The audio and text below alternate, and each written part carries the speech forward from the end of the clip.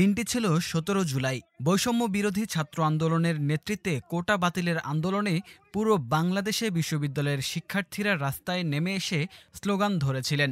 এমন সময় ঢাকা বিশ্ববিদ্যালয়ের ভিসি চত্বরে পুলিশের বিরুদ্ধে স্লোগান দিচ্ছিলেন মোহাম্মদ এমদাদ নামক একজন যুবক।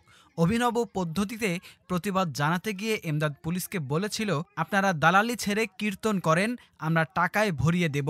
সে সময় পুলিশের গায়ে টাকা ছুঁড়ে নাচতে বললেন শিক্ষার্থীরা। এমন একটি সংবাদ ফেস দ্য পিপল থেকে ব্যাপক আলোচিত হয়। পরবর্তীতে জানা যায় সেই এমদাদের চোখ পুলিশের গুলিতে ক্ষত বিক্ষত হয়েছে। তিনি এখন চোখে গুলির আঘাত নিয়ে হাসপাতালের বিছানায় কাতরাচ্ছেন।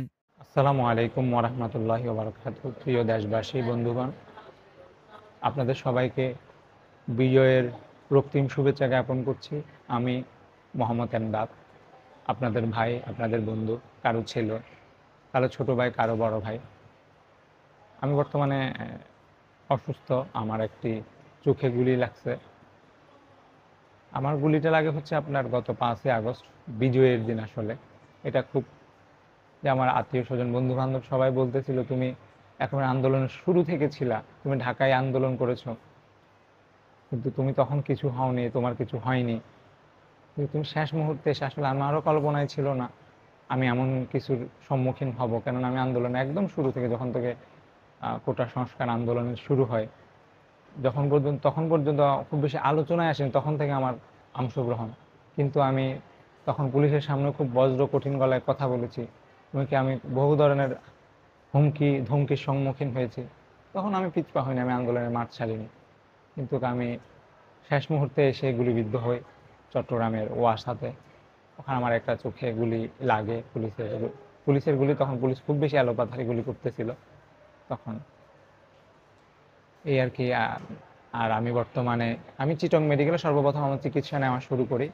আর ওখানে আমার যে ক্ষতিটা হয়েছে, ওই ক্ষতি পর্যন্ত আসলে চিটং মেডিকেলে চিকিৎসা ব্যবস্থা নাই। তারপর আমি একটি প্রাইভেট হসপিটালে বা প্রাইভেট ক্লিনিকে বলা যায়, ওখানে আমি চিকিৎসা নিই। আসলে ওখানকার চিকিৎসা ব্যবস্থা ভালো, তবে কিন্তু এটা খুব ব্যয়বহুল। আসলে ওখানকার যে হসপিটাল, ওখানে আমি যে বেড নিয়ে থাকবো, ওই সাহস আমি করতে পারি না। আসলে ওখানে যে টাকা, সেটা আমার আসলে ওটা ওই সাহস আমি করতে পারি না, বেশি ব্যয়বহুল। তার জন্য আমি ডাক্তারের সাথে পরামর্শ করে আমি বাসায় উঠে, বাসায় থেকে থেকে আমি চিকিৎসাটা নিতে থাকি। তারপর আমার ভাই বন্ধু যারা আছেন, ওনারা বারবার আমাকে বলতে থাকেন যেন আমি ঢাকার চক্ষু বিজ্ঞানে দেখাই। তার জন্যই আমি গতকালই আমি ঢাকার চক্ষু বিজ্ঞান ইনস্টিটিউশনে আসি।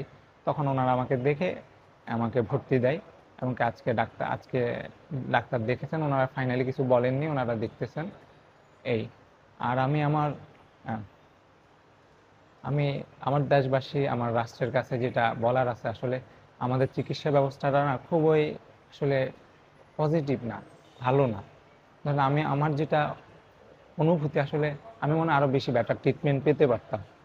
মানে আমি আমার ট্রিটমেন্টটা শুরু হয়, আমি গুলিবিদ্ধ হই আপনার সন্ধ্যাবেলা, আমার চিকিৎসা শুরু হয় আপনার আগামীকাল সকালবেলা গিয়ে। আর রাতের বেলা আমাকে কয়েকটা ড্রপ দিয়ে দেয়। এতটুকুই আমার চিকিৎসা ছিল, যে আমি সারা রাত পড়েছিলাম। আসলে আমাকে কেউ দেখার অভাবে, মানে যে আমার স্পেশালি কোনো ডাক্তার বা এরকম কিছু ছিল না। আসলে আমি তো সাধারণ মানুষ, স্পেশালকে। কিন্তু আমি চাই আমার প্রত্যেকটা দেশের নাগরিক, তারা যেন চিকিৎসা পায়, সাথে সাথে চিকিৎসা পায়, সেটা যেন আমার রাষ্ট্র ব্যবস্থা করে।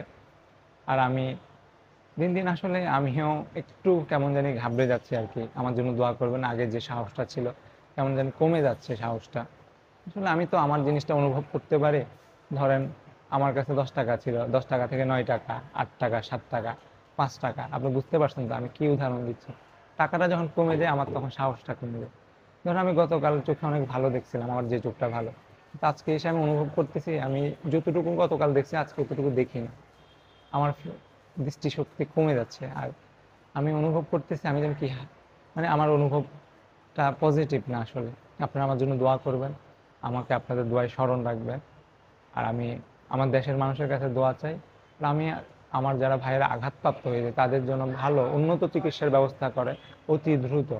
কোনো সংবাদ সম্মেলন এই সেই করে না, প্রতিটা মেডিকেলে গিয়ে গিয়ে খোঁজ খবর নিয়ে আমার ভাইদের দ্রুত চিকিৎসার ব্যবস্থা করেন, তাদের চিকিৎসার খোঁজ খবর নেন।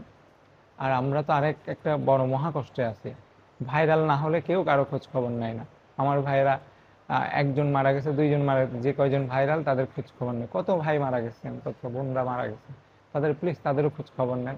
যারা আঘাতপ্রাপ্ত হয়েছে তাদেরও খোঁজ খবর, উন্নত চিকিৎসার ব্যবস্থা করেন প্লিজ। আপনাদের প্রতি অনুরোধ থাকলো। আমি আপনাদের কাছে আবারও দোয়া চাই, আপনাদের জন্য দোয়া করি। আসসালামু আলাইকুম রহমতুল্লাহ। আমি